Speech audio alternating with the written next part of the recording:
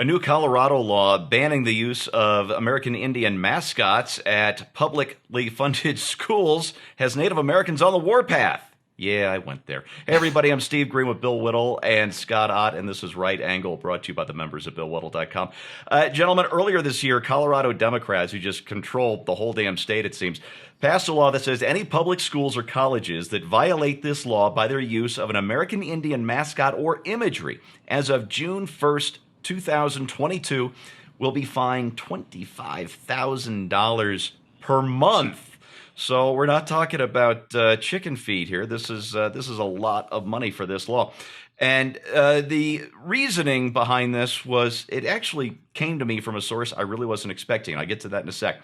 The quote is, what was okay in the 60s wasn't okay in the 80s, and what was okay in the 80s is not okay in 2022. We are working to keep traditions that are great, but trying to move forward from the times. And that came from Lank Selden, who's a principal at Central High School in Grand Junction, which is out on the western slope of Colorado and just one of the reddest areas in the same country. Scott, before we get into the details about the pushback against this law, is that the kind of thing you expect to hear in the reddest parts of Red America? Well, I guess my first question is, Steve, what do you mean by red? What are you saying? What I mean by here? Conservative, Republican. Oh, it's a political thing, not a Native American thing. No. Okay. Didn't mean to conflate Thank those you. two. My apologies. It's where the red man lives. Glad you clarified. You know, I never understood that phrase, like the red man, because I've never seen anybody, even who was playing an Indian in a movie, who appeared to be red to me. And Hollywood gets That's everything bright red. wrong. They're the color of the bottom of the model behind Stephen on the shelf. That's what color. That's why they shot him in black and white. That's right. Now, you got to figure a guy who spends a great deal of his time out in nature is going to have an awesome tan, but it just doesn't add up. Yeah, I guess the first thing that occurs to me is, like, what do you want now? Because we have to come up with new mascots for these teams, apparently. And, are we going to have, like, the mighty Anglo-Saxons? Are we allowed to do that? How is that helping? Or perhaps, not such a good team, the simpering Caucasians. Is there anybody that we can use? And what he said about, what was okay in the 60s was not okay in the 80s, what's okay in the 80s is not okay now. Well, what's okay now is not going to be okay. And I think that cycle is going to pick up speed. It's like how quickly they double the capacity of a chip in a computer. Moore's Law, yeah. Yeah, I think pretty soon Moore's Law is going to take over, and what is okay in 2021 is not going to be okay in June of 2022. And I just don't know how you get around this. It's, what I used to kind of joke about when I drove a school bus for kids who were categorized by the school district as having learning disabilities or behavior disorders. And I've served on school boards and I've covered school boards as a newspaper reporter. And I've been in innumerable discussions about how they were going to change the name of a department, or when I was in county government, they're going to change the name of the services provided. It's now going to be called intellectual disabilities because they don't want to call it mental retardation or something like that. I'm like, you know what? People are creative. It doesn't matter what you call it. That's now going to be an insult too. Yes. If you don't call somebody a retard, you're going to call them ID. Whatever you come up with, mean people suck. Read the bumper sticker.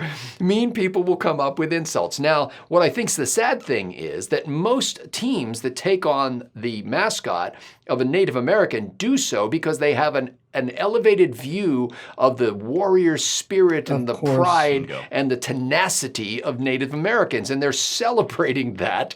And because you don't want to put it like, you're not going to name your team the Simpering Caucasians because you want to appear mighty. So you name them after, the first team I was ever on was the Lenape Valley Indians.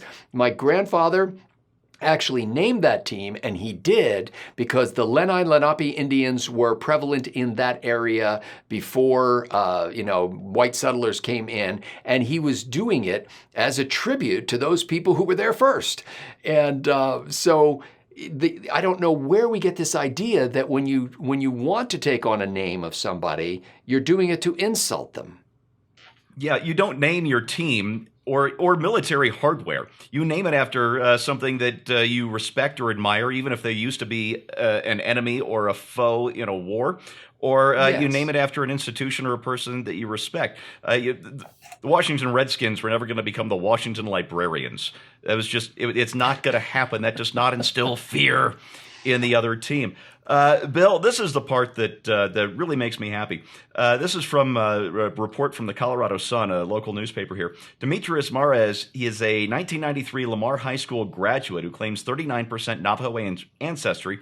He announced at a school board meeting that he is the lead plaintiff in a lawsuit, along with another graduate from 1990, and they are raising money for the Native American Guardians Association, a group that is dedicated to protecting these names from being erased by progressives, and they're selling flags with the old Savages logo that the school has to get rid of to raise money for this lawsuit.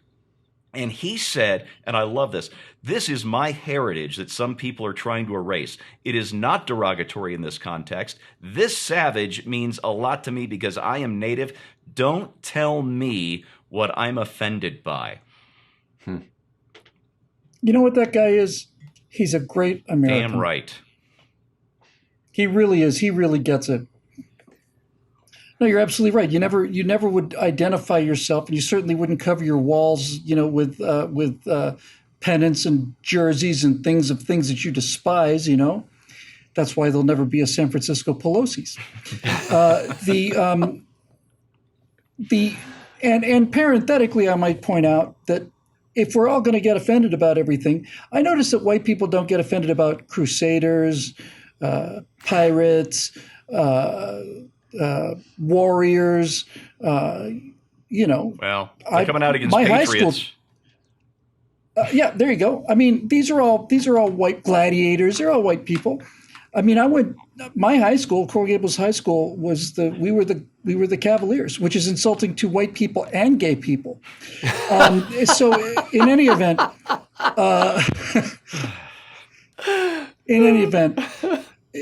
the guy's really on the point, right? I think there's nothing more insulting to American Indian culture than this idea that they're just a bunch of, patchouli oiled hippies sitting around hugging trees. Yeah. This of all of the memories that they would like to be remembered by. I know enough about the actual history to know that these people were in fact warriors, and they were at war with each other all the time. And the idea that progressives would turn them into these soft, whiny crybabies whose feelings are hurt because somebody drew a picture of them, it's just, that's the insult.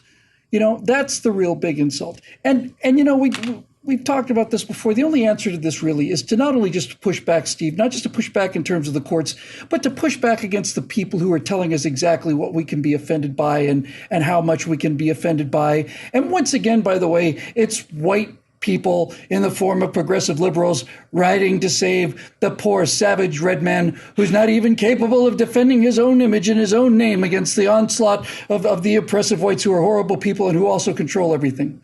So I just say, just smack them in the face, because man, $25,000 a month for running an Indian mascot on that's some big wampum, and you don't want to incur that kind of penalty just because you said something insensitive. Indeed. Boy, we're going to get YouTube's going to crack down on us again for this one.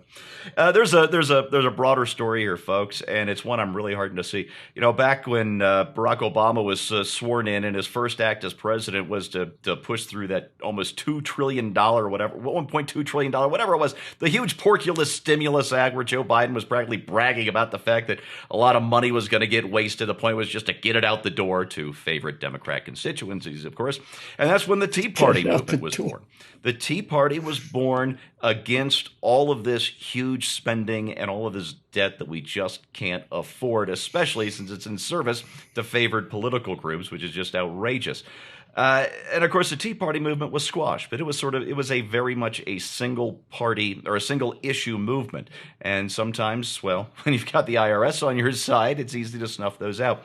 But there's something bigger going on here than just what the the Native American Guardians Association is doing, but we're watching parents in school boards in cities like San Francisco fighting against critical race theory, which of course is Marxism dressed up as racism, dressed up as anti-racism.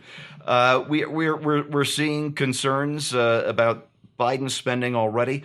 We're seeing more grassroots than I've ever seen in this country, including the huge Tea Party stuff that I was involved in back in 2009, 2010, and 2011. It's amazing to see, and all I can say to you is look around you, find out what's going on, get involved yourself, and if there's nothing going on around you, then why don't you get it going? That's your Right Angle on That, brought to you by the members of BillWhittle.com. Thanks so much for watching, and we'll see you next time.